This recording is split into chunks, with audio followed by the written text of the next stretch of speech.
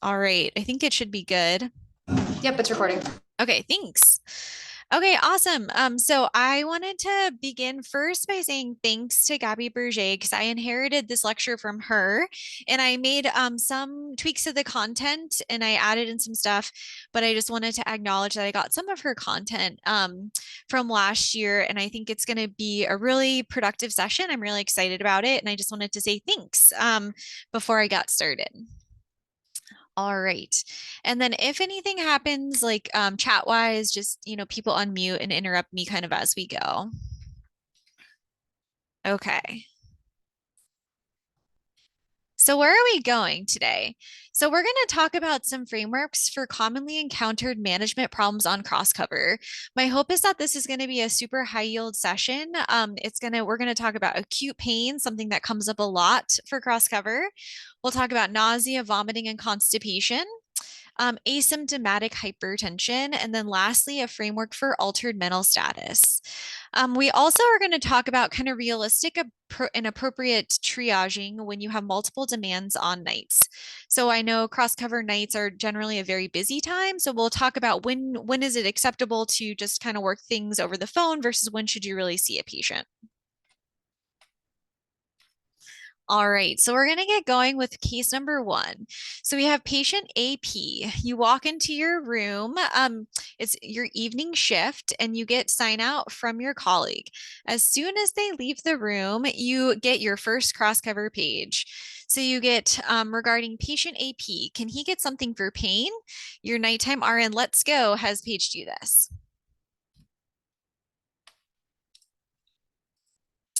All right, so you look at your sign out sheet, being a good intern, and you kind of see what's going on for this patient. So, patient AP is 62. It's a gentleman admitted for HFpEF exacerbation.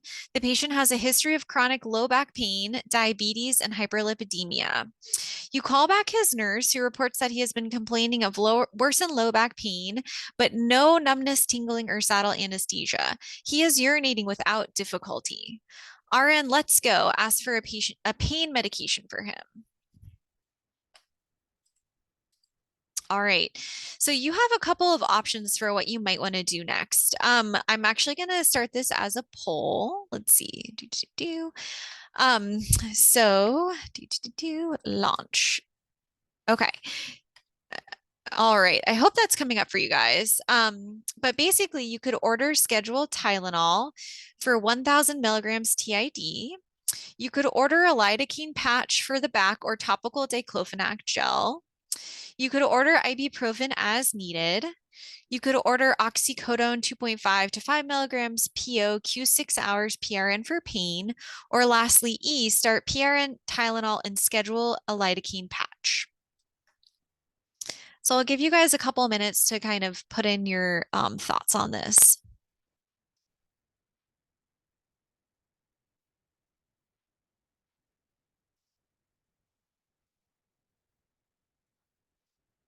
Emily, can we by chance go back to the lead-in so we can actually see the comorbidity? Yeah, certainly. Here, this should hopefully give you that. Yeah.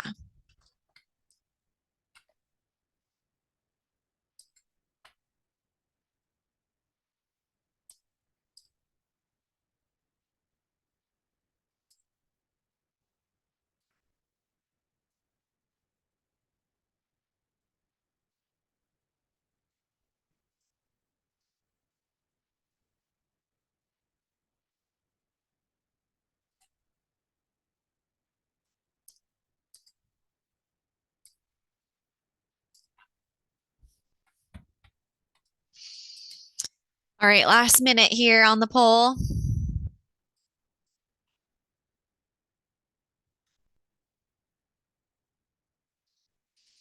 Okay, awesome. All right. So hopefully you guys can see the results. The majority of you guys said, let's start some Tylenol as needed and schedule a lidocaine patch, which is great. That was kind of the answer I was hoping for, but I don't think you'd be wrong to do one, two, or three. So either scheduling Tylenol, adding a lidocaine patch, or ordering ibuprofen as needed. The only one I would caution against at this point would be oxycodone, because we haven't tried anything else. So that's great. No one wanted to do that. But I thought the last option would kind of be potentially the best because you're doing a bit more of a multimodal pain approach. All right. So let's talk about kind of your approach to pain. Um, Essentially, you're going to get a lot of overnight calls about pain. And oftentimes the nurse will just say the patient has pain and can we have something for pain? And the big things that I would suggest is really investigating kind of a little bit about the pain. So this is a great time to call the nurse back and ask some questions. Things to think about is this pain new or different? Where is this pain? So is this pain in the lower back? Is it in the hands, the feet, the ankle joints, the knees, the extremities? Because those can all kind of target different, you can think about more sort of specific complaints with each of those locations. Additionally, is this a neuropathic or tingling pain? Like what type of pain are we talking about? One thing else to think about is, do you have a known medical etiology of the pain? Is this a new complaint or is this a different complaint? And then lastly, if this is a new complaint of pain in the chest or the abdomen, that does warrant further workup, right? So we can't just prescribe a pain medication if it's new or different chest or abdominal pain. That really warrants like an in-person evaluation. So I have kind of the building blocks that I would describe as kind of the basis for your pain treatment. And why I bring it up in this kind of, I put it in a like a relatively stepwise approach, but the big thing I want to highlight is that your opioids, so including PO, oxycodone, or IV Dilaudid, really should be kind of towards the end of your resort. So it's not the first thing that you want to go to. It's sort of once you have tried other things and seeing how other things are going, that would be kind of a place you might end up. But first, the thing to think about is, can you just schedule Tylenol? That's a really good base block for just pain.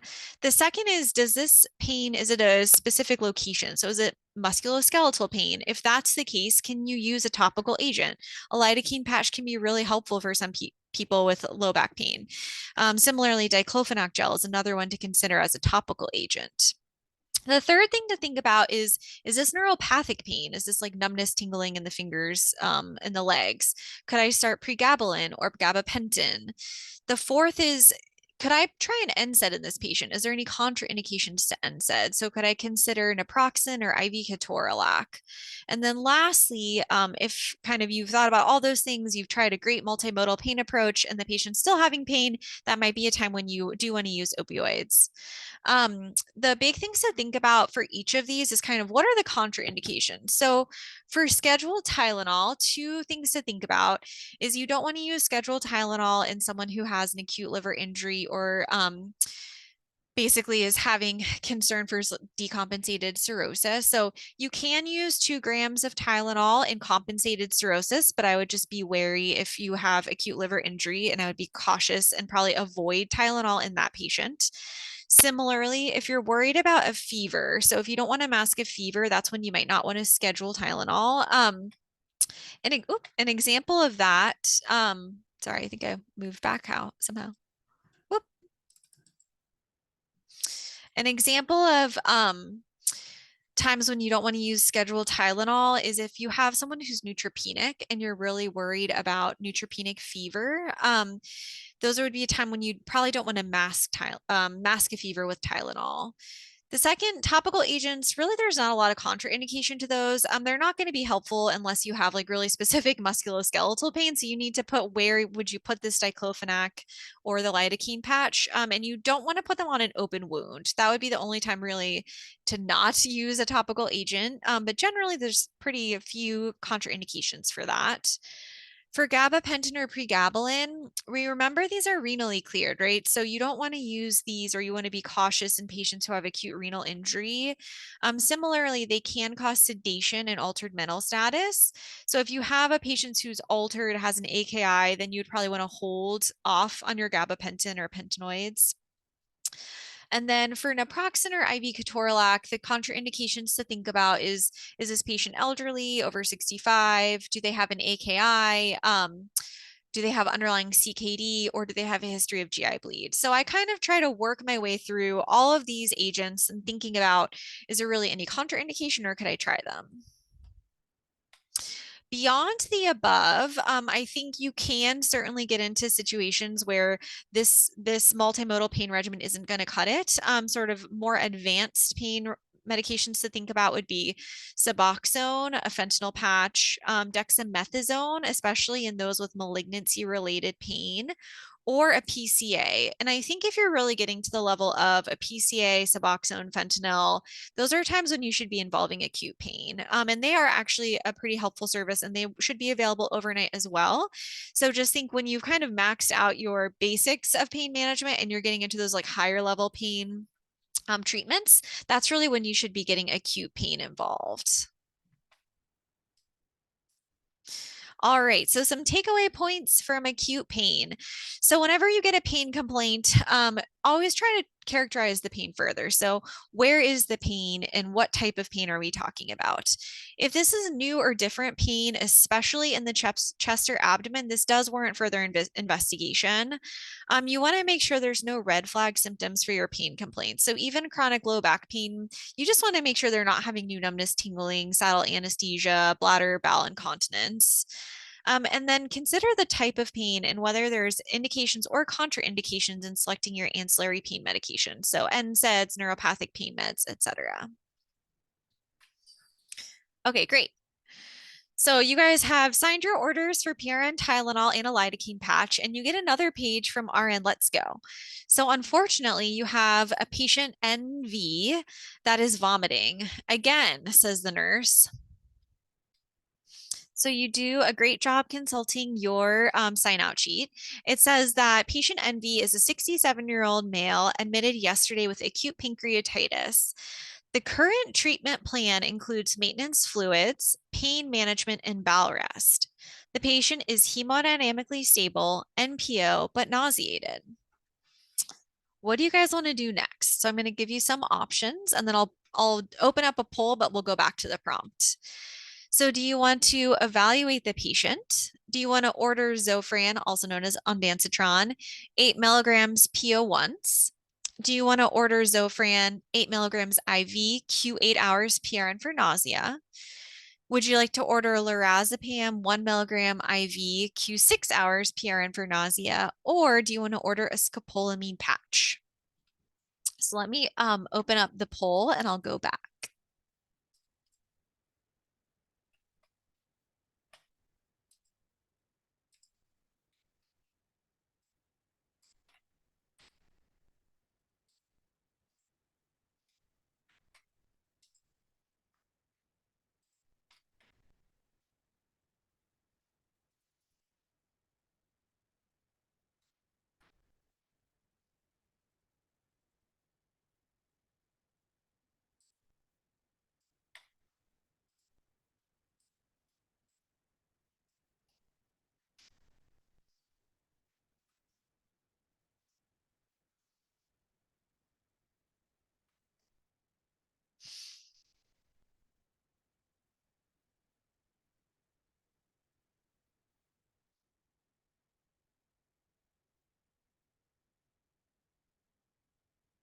All right, great job, you guys. So I'm going to end the poll. Okay, hopefully you can see kind of what the lineup was. Most people said evaluate the patient, but some people said order IV Zofran 8 milligrams Q8 hours PRN for nausea. Um, I'm never gonna say don't evaluate the patient, but I will say in this case, I think it would actually be pretty reasonable to just order the Zofran.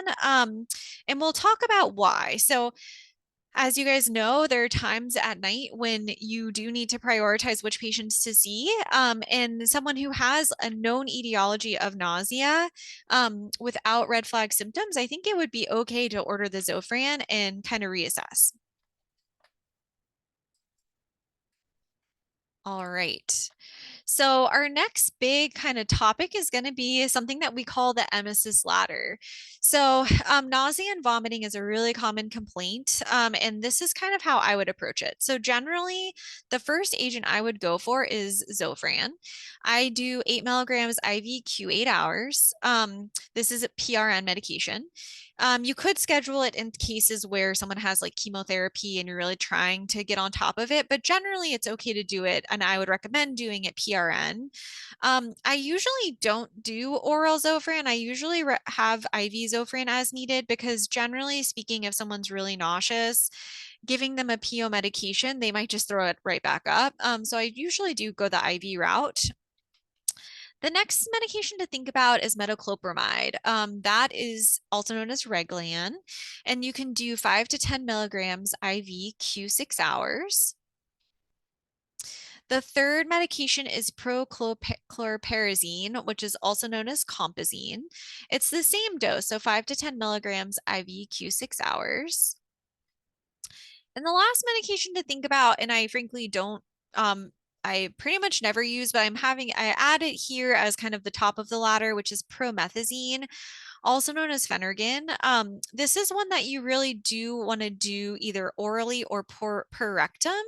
You do want to avoid IV promethazine because it can cause like basically kind of a high effect. And so that's something we want to avoid. So generally, we want to start kind of at the bottom of the ladder and work our way up because as we go to the right on the ladder, there's increased side effects. And we'll talk about those next. So Zofran or ondansetron on the left is usually our first line agent. It's an anti-serotonin medication. And the one thing to think about is it can cause QTC prolongation. So my general approach is to either check it to see if there was an EKG done on admission to check for the QTC, or if there wasn't one, I do get one. And I get concerned if the QTC is over 500. The next group of medications is metoclopramide or prochlorperazine, so Reglan or Compazine. Those are both anti-dopamine agents, and the side effects to watch out for with those medications are dystonic reactions. So it's the extrapyramidal symptoms. And if that happens, you can treat with IV Benadryl, but overall, those are very rare side effects. And the last group of medications to think about would be diphenhydramine or promethazine, so Benadryl or Phenergan. Those are both antihistamines, and they can have a sedative effect as well as giving kind of this phenomenon of a high. And so that's the medications we really don't recommend giving IV. I added this in to talk about sort of ancillary agents to consider in patients who are oncology patients. So, people with chemotherapy-induced nausea and vomiting, it can be really significant and severe. So, some special ones to think about in this population. So, aprepitant, it's a relatively new medication. It's a neurokinin 1 receptor antagonist. I would kind of like highlight and bold this one if you're taking notes because I think this can be really helpful to start when you start chemotherapy. So, day one of the regimen, see if you can start this medication to prevent nausea and vomiting. Oftentimes, you'll think about dexamethasone. Dexamethasone is included in the chemotherapy regimen sometimes, but can be really helpful for nausea and vomiting. So that's when you could ask the oncologist about if you're running into problems with nausea and vomiting. Olanzapine is another one to consider. And then scopolamine patch I have on here. It's really not going to help you if someone is nauseous and vomiting. I think it's not really a good abortive medication, but you might consider having it on board just to prevent nausea from starting. Something you guys might notice is missing is Ativan. Sometimes you will see IV Ativan being given for extremely severe nausea and vomiting. Generally, the way that works is really just by knocking the patient out. So it's really sedating. It doesn't actually target any of the pathways of nausea. So that's why I don't have it on my recommended list because I would think about that really as kind of a last line agent. All right. So you guys have put in your IV Zofran. You are awaiting the pages, and you shortly thereafter get another page. So you have a new patient, patient MI, and this patient is having new onset nausea, vomiting, and diaphoresis. The nurse has included some vitals for you in their page. They say the patient is afebrile, the blood pressure is 90 over 54, the heart rate is 108, the O2 saturation is 95% on room air. The patient has epigastric pain and thinks that they have GERD symptoms. The nurse says, please advise. So you look back to your sign out sheet, you see that this is an 84-year-old female who's admitted for CAP. Their past medical history includes hypertension, hyperlipidemia, diabetes, and a prior CVA. The patient now has new onset nausea, vomiting, and diaphoresis. The nurse reports that the patient has epigastric pain, GERD symptoms, and then we talked about the vitals already, but vitals that are notable for a blood pressure of 90 over 54, a heart rate of 108, and then an O2 sat of 95% on room air. So what makes your spidey senses tingle? And the reason I'm bringing this up in kind of in contrast to the acute pancreatitis case that we just went through is that this is a new acute complaint, right? This isn't why the patient came in. The patient came in for CAP. This is not related to their admission. And so whenever you're getting a new complaint overnight, that's something that should warrant some further thought and consideration. This patient is also hemodynamically unstable. So they have new, it's relatively mild tachycardia, but new tachycardia and new hypotension. Looking at your risk factors, you see the patient has high MI risk factors. And so you're thinking about your ACS mimics and atypical ACS presentations. So this is a patient that I would strongly recommend that you should see the patient, right? So it's a new complaint, hemodynamically unstable, high MI risk factors. So you go to the bedside, the patient is ill appearing, mildly diaphoretic, and looks uncomfortable. The first thing you do is you ask the nurse to get an updated set of vitals, which is a great kind of thing to do when you go into the room and you have a new complaint. So the blood pressure is now 88 over 54. The heart rate is 110, and your O2 sat are 95% on 2 liters. Sorry, it should be delete the RA. It's 95% on 2 liters. So new hypoxia. You get an EKG and you notice that the patient has some concerning features. So you will see ST segment elevations and leads 2, 3 AVF, and then you have reciprocal ST depressions and other leads. So you call the senior and together you activate a code STEMI. The patient goes to an emergent PCI and is transferred to the CCU. And you feel like you've done some really good work for the night and you're ready to relax for the rest of the evening. So why I bring this case up as an example is sort of to help differentiate when is it really critical to evaluate in person a complaint of nausea. So I would say if there's kind of 3 times or 3 sort of symptom sets that you should be really worried about. The first is, could this be an MI? So do they have underlying CAD risk factors? Are you worried about an atypical ACS presentation? So I have had this happen where a patient really complained of GERD and that was their complaint and they were having an MI. So always have a high index of suspicion if you have someone with underlying CAD risk factors and this is a new complaint. Similarly, if you have mental status changes, headache, or blurry vision, the concern would be some CNS issues. So specifically increased intracranial pressure. So if you're having nausea with any of those features, that's when you really should see the patient in person to make sure they're not having any CNS disease.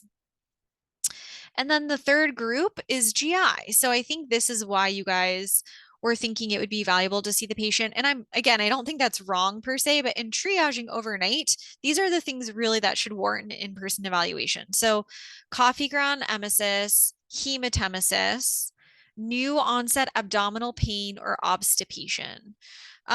So this has certainly happened to me overnight is that we signed out a patient with something else and they developed an SBO overnight. So if they have new onset abdominal pain or obstipation, hematemesis or coffee ground emesis, those are all reasons to see someone in person. All right, so some nausea take home points. Number one, you don't necessarily need to do a bedside evaluation for every patient with nausea. But number two, you should certainly be concerned if this seems to be a new complaint, seems to be worsening, or if the patient is hemodynamically unstable. The considerations of the possibility of a more serious illness to think about would be MI, CNS disease, GI bleed, or SBO. And then in general, I would avoid IV Benadryl and IV Phenergan and instead use kind of the other agents we talked about. Okay, great. Kind of our last case in this group of cases is about constipation. So case number 4, you have a 66-year-old gentleman with HFrEF coming in with volume overload. It is currently hospital day 4. You get paged at 11 p.m. for mild abdominal discomfort and no bowel movement since admission. And simultaneously, you're admitting another patient in the ED. All right, what would you guys like to do next? I will launch this and then I'll scoot us back.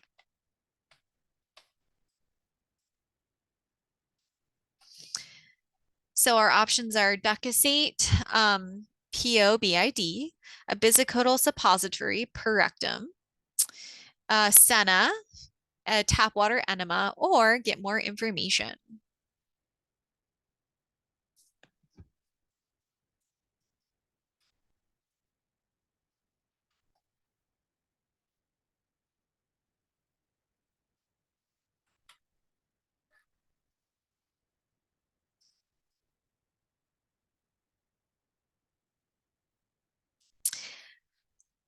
I will give you guys a hint, which is that a couple of options here could be considered. So this is not just one potential right answer. There's a few potential right answers.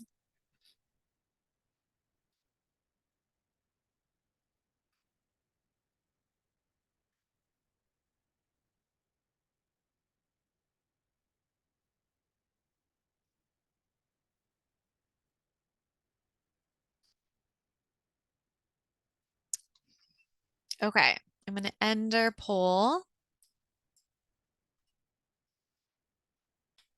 All right. So we got a mix of responses. So Decusate, Bisacodyl suppository, and Senna. And then we had kind of a lot of people who wanted to get a little more information. Um, the ones that I thought would be reasonable would really be any of the following. So bisacodyl suppository, a Senna, or a tap water enema. This is a case when you may actually be okay in terms of how much information you have. We'll talk about kind of things to be worried about with constipation, but I think treating is a good idea. And then Decusate we'll talk about, but is really not very effective orally. All right. So I bring up this concept of how busy you'll be, which you guys are already seeing, I'm sure, in real life. But kind of as you go through the course of the night, you'll get a variety of pages, new admissions, patient wanting to leave AMA, chest pain, hypotension, etc. And sometimes that doesn't give you a lot of time. And so being really thoughtful about when do you need to see or evaluate a patient with constipation? So I would say the times when you really should evaluate a patient with constipation is if you have symptoms of a more serious infection. So new fever or vital sign changes. If you have risk factors or symptoms of obstruction. So that's pretty critical. You want to make sure someone's still passing gas. And if they have abdominal pain. If they don't have any of these, so they are just feeling some crampy discomfort, still passing gas, no fever, no vital sign changes, eating and drinking okay, no nausea, then I think it's actually okay to just start treatment. And then the question is to start from above or from below. So this is why I included kind of a couple of options as being reasonable, because I think the question is how fast do you want this to work? The things that are really going to take a slow onset on the scale of days would be Metamucil, a stool softener. Decusate is generally not very effective, so I would kind of take that out of your toolbox in terms of treating acute constipation. I think if you just want it for a stool softener, that's fine, but it's really not going to actually help you get a bowel movement. Um, if you want something that's going to take time on the scale of hours, like a day, that's when I think doing some oral medications is really reasonable. So you could try Miralax, GoLytely, Lactulose. Those are all osmotic agents. You could do Senna or Bisacodyl PO. Those are stimulants.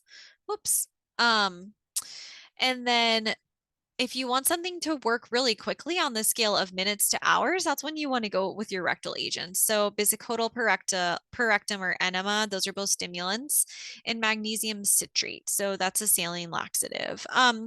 I think if you haven't tried anything orally, I think it's really reasonable to start with the oral medications, which is probably why I would go with Senna first. And then if you have kind of maxed out your oral agents with Senna, Miralax, etc., then you could try a rectal agent.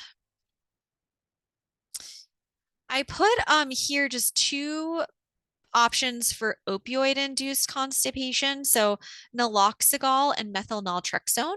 The difference between the two is naloxegol is PO or methylnaltrexone is subcutaneous, but they both work as opioid antagonists and they don't cross the blood-brain barrier. So they're hopefully the idea is that they should not necessarily precipitate withdrawal.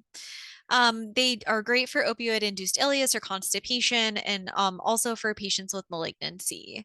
The key here, though, is that you generally have to trial a PO bowel regimen first. So you can't just start with naloxegol or methylnaltrexone. You kind of have to work your way through the rest of the medications that we just talked about. And then if you're still not having success and you still have a lot of constipation, then you can go with one of these. All right, so that was kind of a quick review of nausea, vomiting, and constipation. We'll talk a little bit about elevated blood pressure, and then we'll get into altered mental status. So you're halfway through your night when you get a page about a 72-year-old patient with history of hypertension, diabetes, and alcohol use who's coming in with left lower extremity cellulitis. This patient is intermittently adherent to home blood pressure meds, including lisinopril, amlodipine, and carvedilol. You're now getting a page that the patient is hypertensive with a blood pressure of 180 over 112. On admission and throughout the day, the patient's been hypertensive, but the blood pressures have been more like 150s to 160s over 90s to 100s. The patient does not have chest pain, blurry vision, but does have a mild headache.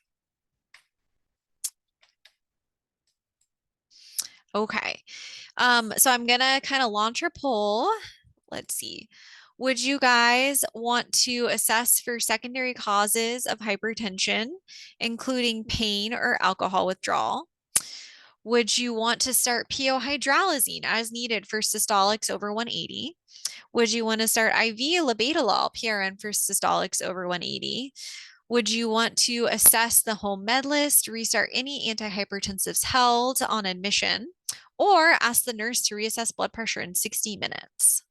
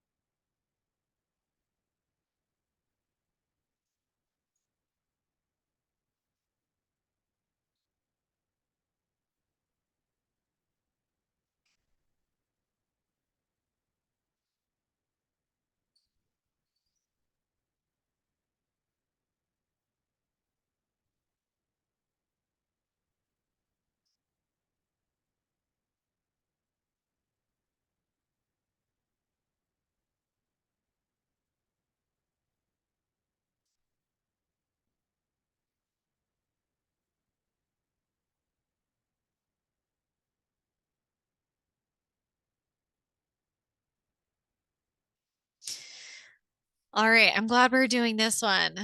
Okay, so we have a variety of answers.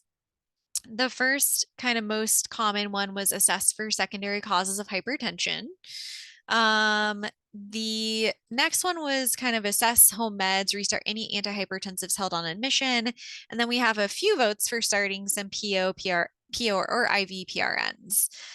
So I would actually advocate for doing kind of a good number of the above, but I probably actually would not recommend starting any PO or IV agents at this time. So I think this is a great time to assess for secondary causes of hypertension, including pain or alcohol withdrawal. A great time to restart any home meds that you were holding for blood pressure. And then it would be reasonable to ask the nurse to reassess the blood pressure in 60 minutes. I don't think we have yet reached the time when we need to treat the blood pressure with PO or IV PRN agents. And we'll talk about why. Okay. So, whenever someone's hypertensive in the hospital, it's always a good idea to think about, could there be something going on that's contributing to this hypertension? So the most common are going to be pain or alcohol withdrawal. Then this big critical thing is sort of differentiating between severe hypertension with hypertensive emergency. So we all know hypertensive emergency is when you have evidence of end organ damage. So that would be with symptoms of chest pain, shortness of breath, blurry vision, or neuro changes. And diagnostically, we'd want to get an EKG, troponin, BNP, and BMP to evaluate the creatinine. So if we have done our due diligence and we have no evidence of end organ damage, then what do we think we need to do? So that's kind of the first key point. I threw in a little bit of a wrench by saying the patient had a mild headache, but there's not really other evidence of end organ damage for this patient. So I would put this patient into the asymptomatic or mildly symptomatic hypertension. And this is a time when you really want to be cautious about dropping the blood pressure too quickly. So ideally, a blood pressure of less than 160 over 100 is a good blood pressure goal. However, you want to risk stratify. So cardiac versus non-cardiac patients. If you have a cardiac patient, you're going to be a little more careful in trying to get the blood pressure down more quickly. But if you have a non-cardiac patient who's asymptomatic and has severe hypertension, you actually want to be really thoughtful about dropping the blood pressure, because if you lower the blood pressure too quickly, you can induce an MI, a cerebral infarction, or an AKI. And there's been studies that actually show if you intensify the patient's antihypertensives in the inpatient setting, if they don't have any signs of end organ damage, they actually have worse outcomes after discharge. So that's why we really want to be thoughtful and cautious with like rapidly lowering someone's blood pressure. So what I would recommend is evaluate for secondary causes, so pain, withdrawal, and treat for those. Resume any home blood pressure meds that you might have been holding, and then you can reevaluate over the course of hours to days. All right, you guys are doing great. We are in our last section. I acknowledge we are kind of running a little tight on time, but I do want to try to get through altered mental status because this is a really common one overnight. So we have one of our last cases. You have a case number 6, a patient with altered mental status. You have a 65-year-old gentleman with COPD, cirrhosis, and AFib coming in with new PE. The patient was started on a heparin drip, nebs, and oxycodone with IV morphine for breakthrough pain. The nurse pages you saying they're holding the evening meds because the patient is more somnolent. Here's a little more information for you. The patient has a sodium of 127, a BUN of 75, and a creatinine of 2.1. So the baseline is normal. So this patient has an AKI. Other labs are normal. On vitals, the patient has a heart rate in the 100s, a blood pressure of 100 over 60, a respiratory rate of 16, and then a saturating 92% on 4 liters. That's an increased O2 requirement. They came in requiring 1 to 2 liters. Given this concern, you go and see the patient. You find them to have an irregular heart rate, but no lower extremity edema. They have scattered wheezes on auscultation, but no crackles. And from a neurologic exam, they're somnolent, they arouse to voice, they withdraw from pain symmetrically, and there is no clonus on exam. So what would be your next best step in management? You could give Narcan. You could do a stat CTA of the head with stroke protocol, a stat Chem7 and ABG. You could start 2% saline at 30 cc's an hour, or you could start lactulose 30 grams PO Q4 hours.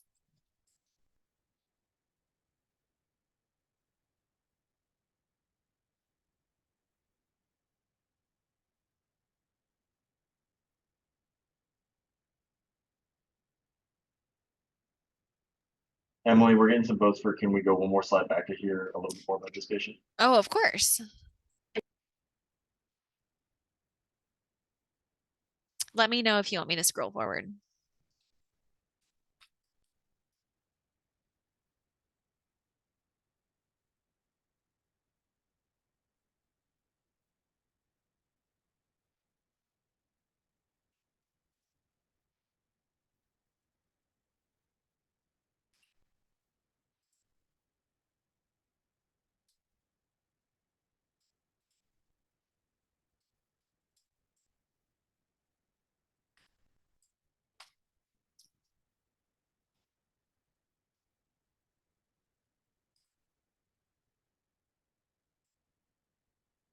All right, I'll scroll us forward one slide.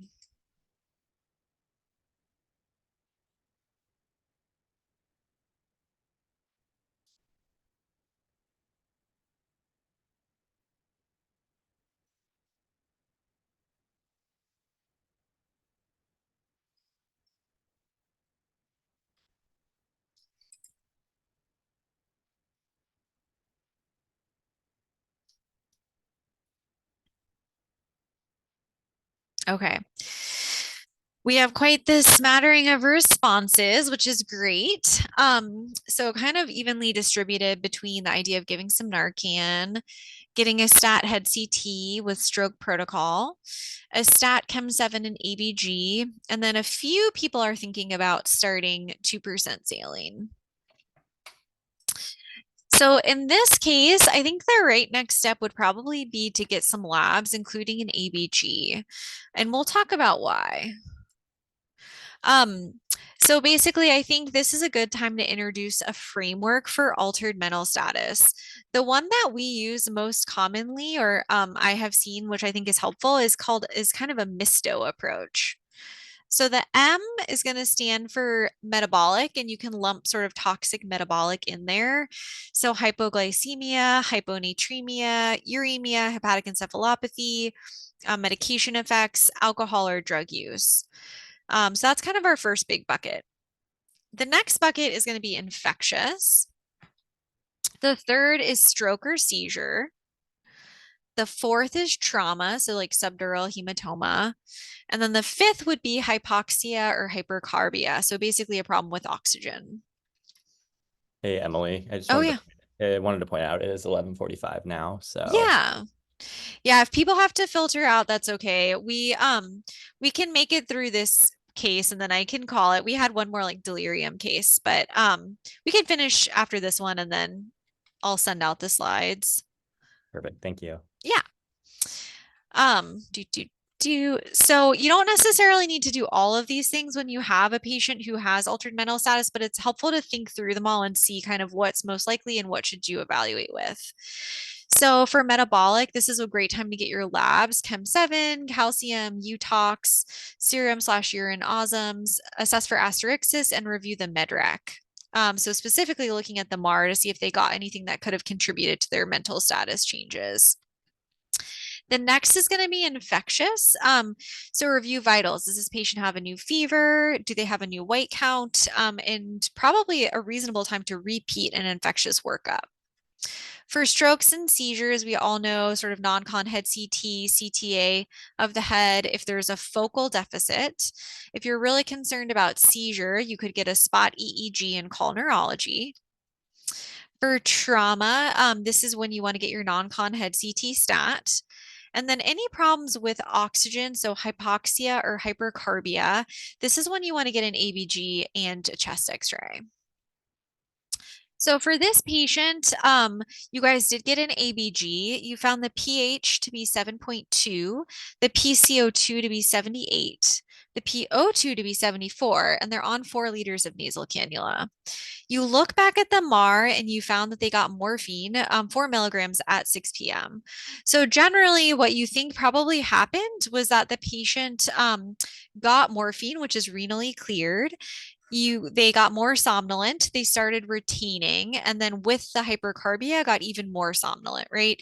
So you sent them to the ICU where they got put on non-invasive positive pressure ventilation. They were able to blow off some of their CO2, and then you switched the morphine for hydromorphone. Okay, well, we'll pause there. There was only one more case about delirium. And the real big thing for delirium is thinking about pain, urinary retention, and constipation. So if that kind of comes up overnight. And then Seroquel is generally your first kind of agent. But I will send the slides out. So sorry we didn't get to the last case, but kind of the takeaways from altered mental status is using your framework MISTO to organize the differential, and then treating delirium with environmental modifications and medications as a last resort with Seroquel kind of as your first option. All right. So in conclusion, thanks you guys so much for taking the time to think about cross cover stuff. But for acute pain, sort of characterize the pain further, thinking about a multimodal pain regimen.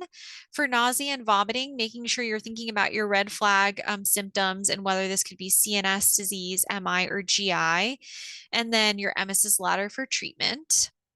For hypertension, asymptomatic hypertension, evaluating for secondary causes and restarting home meds. And then for altered mental status, your MISTO framework.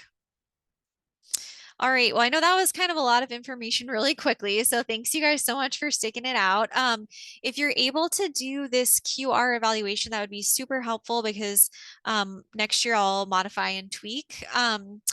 And yeah, that would be great. I know you guys probably have to roll, but I'll stick around for any questions you may have. Yes, Danny, I will send the slides out. What I've been doing is posting them onto the ICT website. So if you click on the link in the email that I sent, it'll be posted there.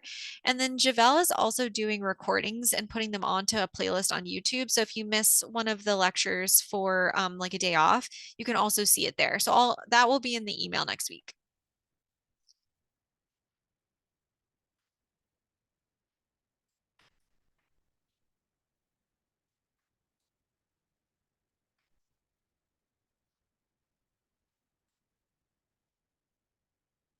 Thanks so much, Emily. You're welcome. Thanks.